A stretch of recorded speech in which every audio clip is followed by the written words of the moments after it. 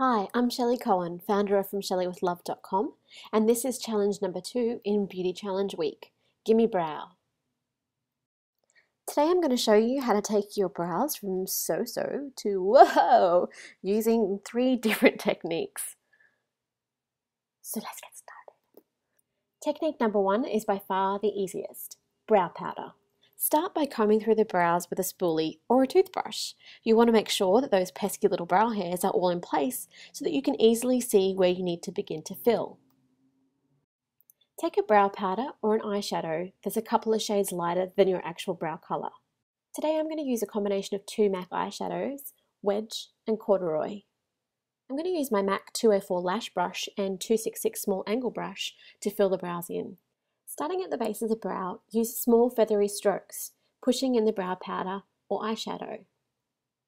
You want to extend your tail slightly and fill in the front ever so lightly, maybe with a lighter colour powder. The general rule of thumb is that your brow should begin roughly in line with your nostril and finish at the corner of your eye. You can check your own projection by taking a makeup brush and lining it up with these 2 areas of the face. My eyebrows are kind of on the short side, so I need to elongate my tail and just bring that front part of my brow out slightly. A little bit of an over-waxing job quite a few years ago that has led me to this. So keep filling in your brows and go back to that little checking technique if you need to just double check to see how far you need to extend your brow out. Take your spoolie brush and blend that product through your brows. The aim is that we want this to look nice and natural and not fake at all. So keep blending away. Technique number 2 is pencils and pens, and this will give you a little more definition. Today I'm using the Anastasia Beverly Hills Brow Wiz in Caramel. I love this because it's a mechanical pencil that lasts all day long, you never have to sharpen it, and it comes with a cool spoolie on the other end. Now you don't want to go too crazy with this product right from the get-go, otherwise you could end up with crazy scary brows, and we've all seen those.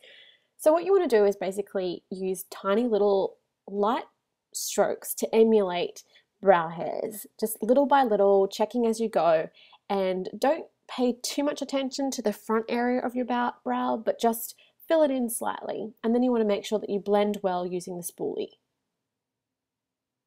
Here's a quick before and after.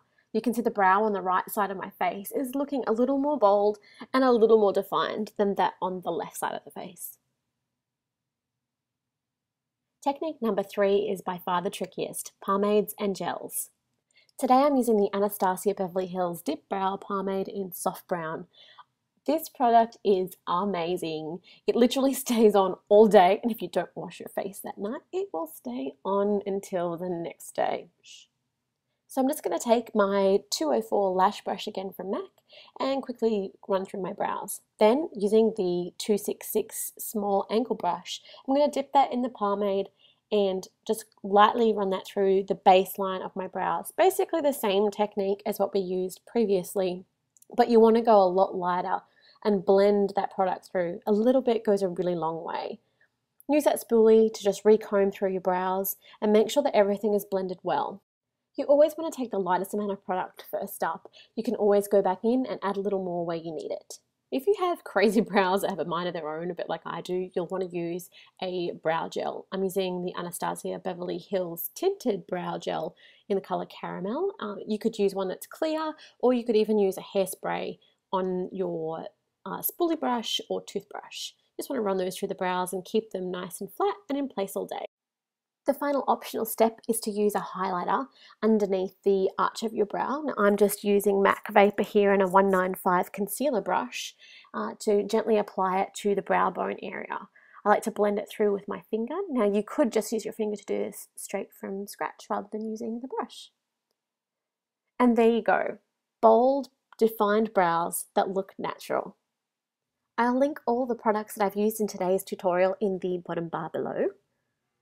Otherwise, pop on over to FromShelleyWithLove.com and sign up for free email updates. I share things there that I do not share anywhere else. With love and gratitude, thank you so much for watching, and I'll see you next time.